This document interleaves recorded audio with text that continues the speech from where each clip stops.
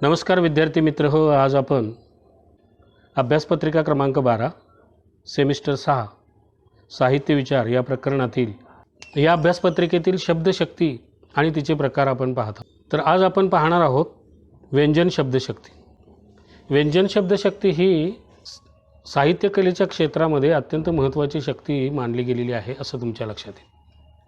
तर मी जेव्हा पहिल्यांदाच शब्दशक्तीच्या संदर्भामध्ये प्रस्तावना करत असताना काही गोष्टी मी तुमच्यासमोर थोडक्यामध्ये विशद केलेल्या होत्या की शब्दशक्तीची चर्चा काव्यशास्त्रामध्ये म्हणजेच साहित्य विचारामध्ये कशा पद्धतीनं संस्कृत विचारवंतांनी केलेली आहे।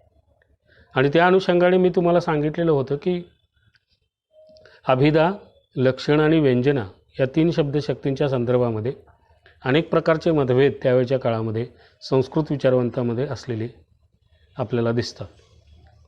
त्याच्यामध्ये एक पहिली गोष्ट मी तुम्हाला सांगितलेली होती ती म्हणजे की अभिधा आणि लक्षणा या दोनच शब्दशक्त्या मानाव्यात आणि तिसरी शब्दशक्ती मानण्याची काही गरज नाही। कारण लक्षणा ही जेव्हा टोकाच्या पातळीवरचा अर्थ विशद करण्यासाठी प्रवृत्त होते तेव्हाच तिथे व्यंजना येते आणि त्यामुळे व्यंजनेला तिसरी शब्दशक्ती मानायची गरज काय, अशा स्वरूपाची चर्चा ही साधारणपणे झालेली तुम्हाला दिसते। आणि ही चर्चा होण्यापाठीमागचं एक कारण असं होतं की आनंदवर्धनानं मांडलेला ध्वनिविचार आणि कुंतकानं मांडलेला वक्रोक्ती विचार, आणि या वक्रोक्ती विचारामध्ये आणि ध्वनी विचारामध्ये आपल्याला एखाद्या शब्दाच्या किंवा वाक्याच्या माध्यमातून ध्वनित होणारा जो व्यंगार्थ आहे तोच खरा साहित्याचा आत्मा असतो, या स्वरूपाची मांडणी आनंदवर्धनानं आपल्या काव्याच्या व्याख्येमध्ये केलेली तुम्हाला दिसते। आणि कुंतकानं तर वक्रोक्ती हे तर काव्याचं जीवित आहे या संदर्भामधलं अशा प्रकारचं एक मत प्रतिपादन केलेलं तुम्हाला दिसतं। आणि वक्रोक्ती जीवित नावाचा या कुंतकानं ग्रंथच लिहिलेला तुम्हाला पाहायला मिळतो। तर अशा अंगानं जेव्हा व्यंगार्थाचा आपण विचार करतो तेव्हा या संस्कृत विचारवंतांच्या मध्ये आपल्याला आनंदवर्धनाचा ध्वनी विचार आणि कुंतकाचा वक्रोक्ती विचार हा अत्यंत महत्त्वाचा आहे असं आपल्याला म्हणता येतं। तर असो, व्यंगार्थ शब्दशक्तीचा वापर माणूस आपल्या सामाजिक भाषिक व्यवहारामध्ये सुद्धा करत असतो। म्हणजे उदाहरणार्थ जर पाहायला गेलं तर एखाद्या व्यक्तीचा गुण किंवा अवगुण सांगायचा असेल किंवा एखाद्या व्यक्तीवरती अशी परफेक्ट टीका टिप्पणी करायची असेल किंवा एखाद्या व्यक्तीवरती असं टोकाचं मत व्यक्त करायचं असेल किंवा चेष्टामस्करीमध्ये आपल्याला एखाद्याला हिनवायचं असेल किंवा त्याची टिंगल करायची असेल मजेमध्ये, तर त्यावेळेला सुद्धा व्यंजन शब्दशक्ती आपल्याला कार्यरत होताना दिसते। किंवा एखाद्या व्यक्तिमत्वाचं रूप आपल्यासमोर परफेक्ट रीतीनं परंतु विनोदी अंगानं स्पष्ट करायचं असेल तरीसुद्धा या मानवी समाज जीवन व्यवहारामध्ये बोलल्या जाणाऱ्या भाषेमध्ये व्यंगार्थ शब्दशक्ती कार्यरत असताना तुम्हाला दिसते। म्हणजे भाषिक व्यवहारामध्ये सुद्धा व्यंगार्थ शब्दशक्ती ही फार उपयोगी ठरताना तुम्हाला दिसते बऱ्याचदा। साहित्य व्यवहारामध्ये तर ती असते आणि तो लेखक आपला काव्य व्यापार बऱ्याचदा व्यंजन शक्तीच्या आधारानेच चालवत असतो असं तुमच्या लक्षात येईल। समाज जीवन व्यवहारामध्ये या व्यंगार्थ शब्दशक्तीचा कसा वापर होतो, तर एखादं टक्कल करून आलेलं, कानामध्ये बाळी घातलेलं आणि वेगळ्याच आणि विचित्र प्रकाराची वेशभूषा केलेला एखादा तरुण जेव्हा कॉलेजमध्ये येतो तेव्हा कट्ट्यावर बसलेली मुलं म्हणतात की हिरो आला। आता हिरो आला म्हटल्यानंतर त्या व्यक्तीला राग येतो। खरं तर तो राग यायला नको पाहिजे, कारण त्याला हिरो म्हटलेला आहे, पण तो चिडतो। त्याचं कारण काय, या हिरो या शब्दाच्या पाठीमागं व्यंगार्थ दडलेला असतो। तर असं चेष्टामस्करीमध्ये सुद्धा आपण व्यंगार्थ बऱ्याचदा वापरत असतो। त्यानंतर एखादा मुलगा शिडशिडीत अशा अंगकाठीचा असेल तर अशा मुलाला त्याच्या मित्रपरिवारामधली मुलं ही तुरकाटी आली असं म्हणत असतात। किंवा एखादा जाडजूड मुलगा असाल, हत्ती कुठे गेला असं त्या मुलाबद्दल पर्टिक्युलरली बोलतात। अरे तुरकाटी कुठं आहे किंवा हत्ती कुठे गेला असं एक म्हणण्यापाठीमागं त्या व्यक्तीच्या शारीरिक वैशिष्ट्यांच्या संदर्भामध्ये व्यंगार्थात्मक पातळीवरती टिप्पणी केलेली असते आणि मग चेष्टामस्करीच्या पातळीवरती आपण हसत असतो। आणि हे व्यंगार्थाच्या पातळीवरती त्या मुलांना मिळालेलं हे वेगळ्या प्रकारचं नाव असतं।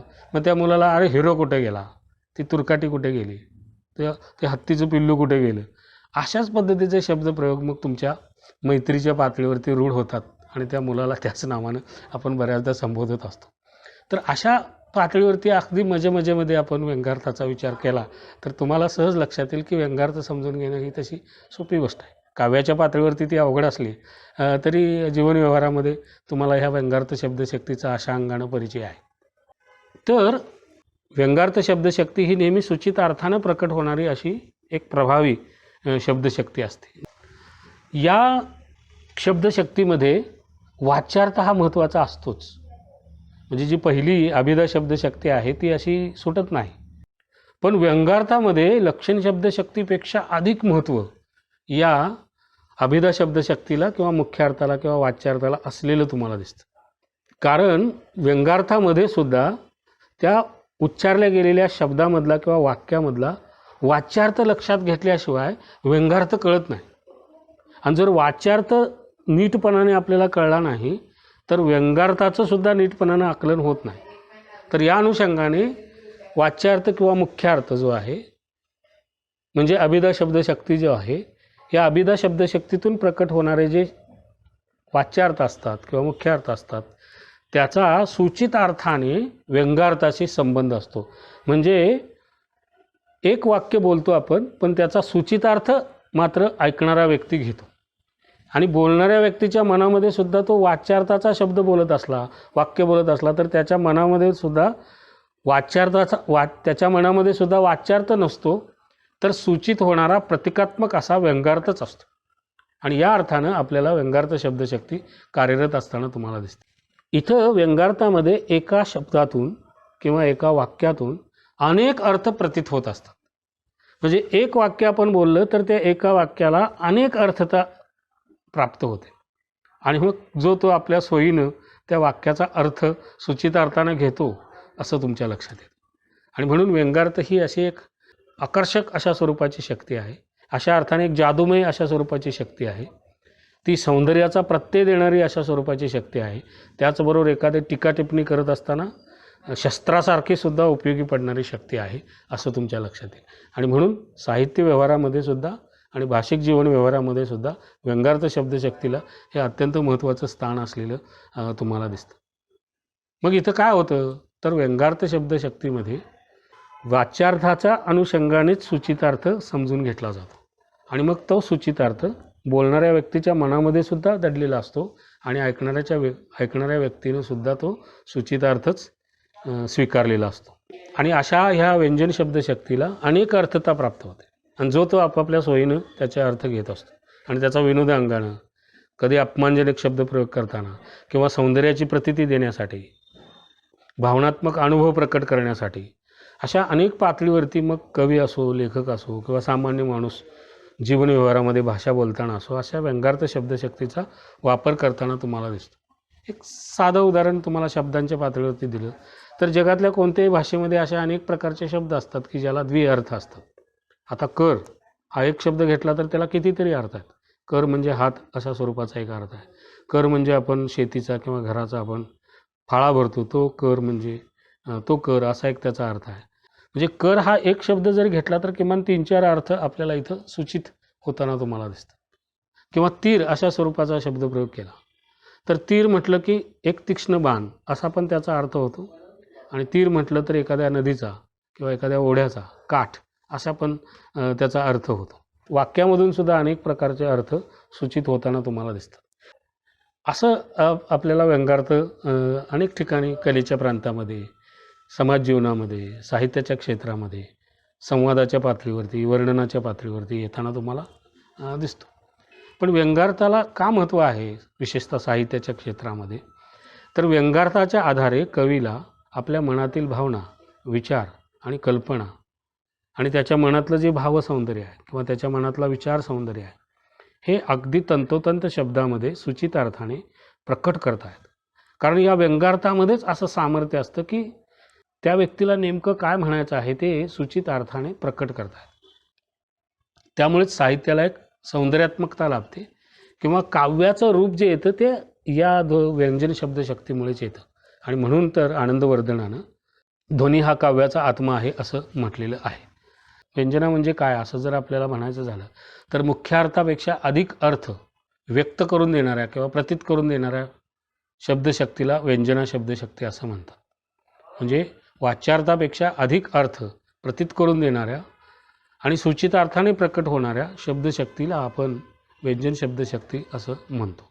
कारण एखादा शब्द उच्चारताच किंवा एखादं वाक्य उच्चारताच त्या वाक्याच्या किंवा शब्दाच्या सूचित अर्थातूनच अनेक अशा सूचित अर्थांची वलय ऐकणाऱ्या व्यक्तीच्या मनामध्ये तयार होतात. इतकं सामर्थ्य या व्यंजन शब्दशक्तीला असतं. आणि या व्यंजन शब्दशक्तीचे प्रामुख्याने 2 प्रकार असे पाडले गेलेले आहेत. ते म्हणजे एक शाब्दी व्यंजनं आणि अर्थी व्यंजनं. आता तसं पाहिलं तर शब्द आणि अर्थ हे एकमेकापासून वेगळे काढता येत नाहीत.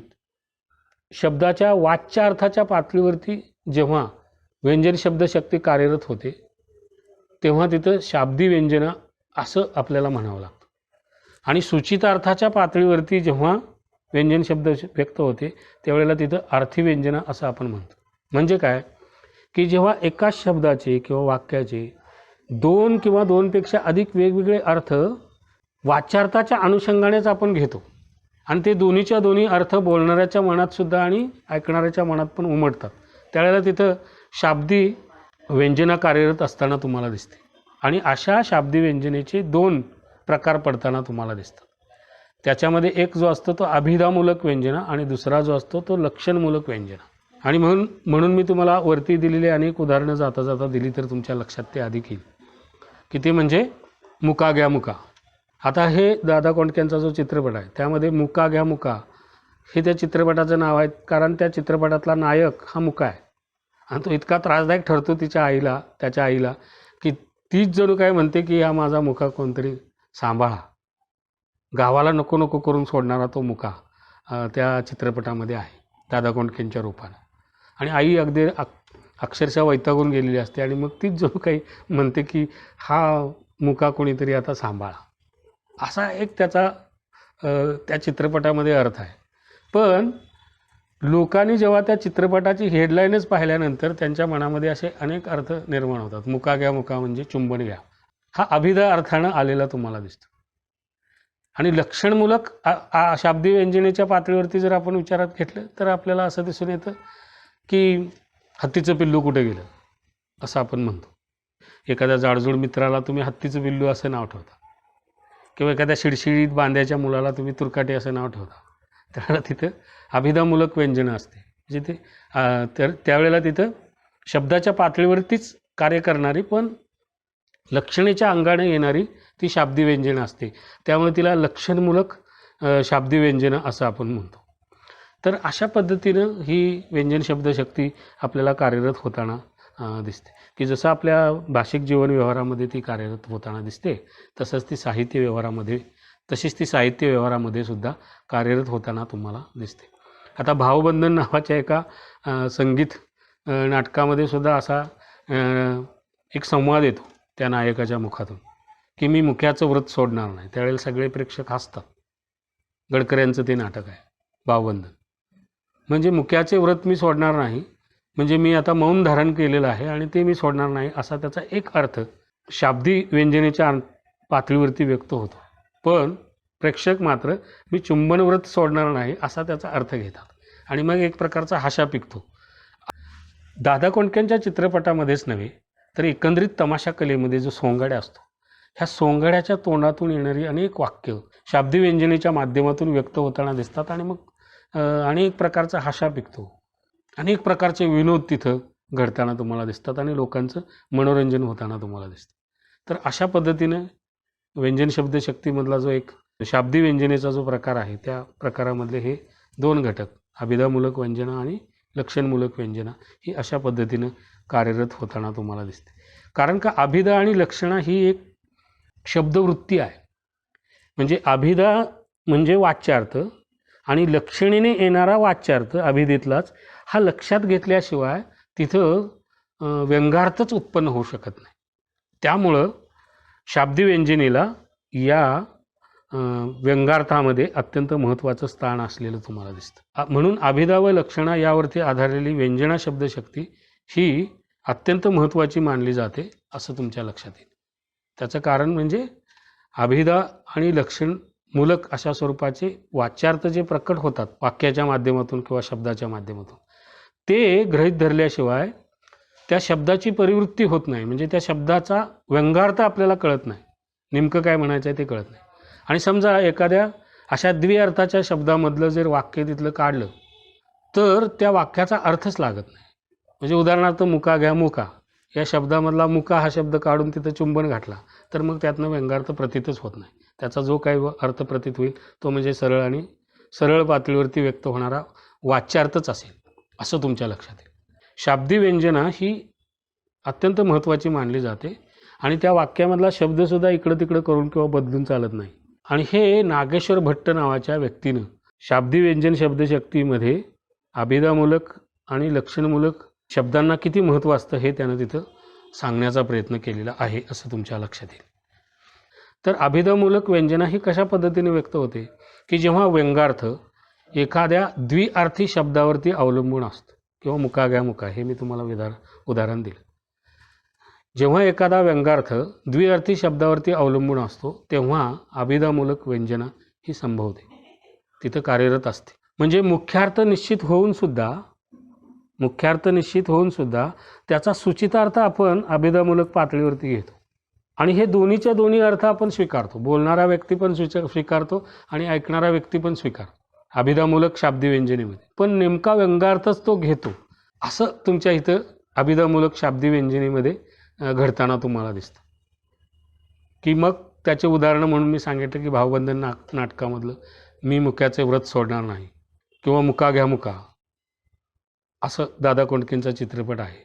त्याचं एक शीर्षकच तुम्हाला या पद्धतीनं शाब्दीमूलक व्यंजनेच्या पातळीवरती येताना तुम्हाला दिसतं. लक्षणमूलक शाब्दी व्यंजनेमध्ये मात्र हे कसं घडतं तर तुमच्या लक्षात येईल की काही विशेष हेतू बाळगूनच लक्षणेचा अवलंब बोलणारा व्यक्ती हा करत असतो आणि कित्येक वेळेला लक्षणेमागील हे प्रयोजन लक्षण व्यापाराने कळतसुद्धा नाही असं पण घडतं. म्हणजे माझ्या दारावरून हत्ती गेला हे निकटत्वजन्य सहचर्याच्या पातळीवरती इथे व्यक्त होतं. इथं मग अनेक अर्थ प्रतीत होत नाहीत हे लक्षात घ्या. इथं लाक्षणिक असा लक्षार्थ प्रकट होतो आणि तो अभिधार्थाच्या अनुषंगानेच येतो, परंतु तो निकटत्वजन्य सहचर्याच्या पातळीवरती येतो. किंवा हत्तीचं पिल्लू कुठं गेलं असं तुम्ही जेव्हा म्हणता, असं जेव्हा आपण एखाद्या मित्राबद्दल बोलतो त्यावेळेला तिथं सादृश्यजन्य सहचर्याच्या पातळीवरती अभिधामूलक व्यंजना कार्यरत असलेली तुम्हाला दिसते. आणि म्हणून ही व्यंजना कळण्याच्या दृष्टीने थोडी अवघड असलेली तुम्हाला दिसते. अगदी हे रूढ शब्द मी तुमच्यासमोर व्यक्त केले म्हणून ती तुम्हाला सहज इथं कळताना दिसते. पण ह्याच प्रकारची अभिधामूलक लक्षणा जेव्हा काव्य व्यापारामध्ये साहित्य व्यापारामध्ये येताना तुम्हाला दिसेल त्यावेळेला ती कळताना अवघड जाताना तुम्हाला दिसते. कवितेचं उदाहरण दिल्यानंतर मग तुमच्या लक्षात येईल. वसंत बापटांची एक सुप्रसिद्ध कविता आहे की वारा खात गारा खात बाबूळ झाड उभे जाय. आता इथं बाबूळ झाड जे आहे वारा खात गारा खात उभं राहिलेलं वादळ वाऱ्यामधलं जे बाबूळ झाड आहे हे निसर्गातलं एक झाड आहे की असं आयुष्यामध्ये खस्ता खात आयुष्यामध्ये अनेक प्रकारचे संकट भोगत जगणारा अशा स्वरूपाचा वयोवृद्ध अवस्थेकडे झुकलेला आणि काबाड कष्ट करणारा एक माणूस आहे असं एक लाक्षणिक अर्थानं अभिधामूलक लाक्षणिक अर्थानं शाब्दी व्यंजना साहित्यामध्ये सुद्धा कार्यरत असताना तुम्हाला दिसते. असं व्यंजन शब्दशक्तीचा एक पहिला प्रकार जो आहे की तो म्हणजे शाब्दी व्यंजना आणि त्या शाब्दी व्यंजनेमध्ये अभिधामूलक व्यंजना आणि लक्षणमूलक व्यंजना हे जे दोन प्रकार पडतात हे अशा पद्धतीनं भाषिक व्यवहारामध्ये आणि साहित्याच्या जगतामध्ये कार्यरत असलेले तुम्हाला दिसतात.